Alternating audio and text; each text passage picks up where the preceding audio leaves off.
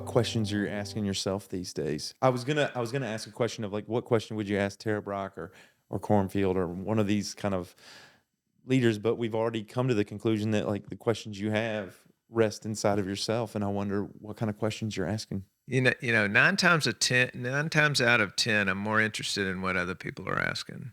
So I sit back a lot in the Q&A sessions with the idea that their question will help me out as much or more than my question will. Mm-hmm. So, and part of the Zen training is the beginner's mind perspective, Mm-hmm. and then what's underneath that for me is two things. One is you don't know what you don't know, Yeah. and the second thing that was pointed out to me at a very recent event is some things you don't need to know.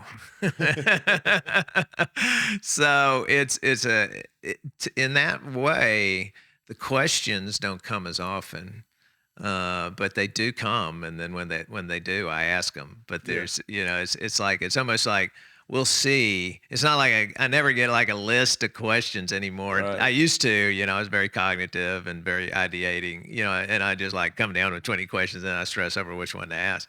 And now it's more like, let's just sit back and see what comes. And Yeah. I would just ask them, is how to communicate well with their students. I'm more focused on how to present material so that it's received in a loving and accepting way, Mhm. so that I don't filter my bullshit on top of it, so Yeah. that they can have as clean of experience as they can, and Yeah. also how to be respectful of trauma in this world because everybody has been traumatized Mhm. in some form or fashion, and how do we respect that, and how do we kind of walk tiptoe around, in the same fields with it. Yeah. So yeah.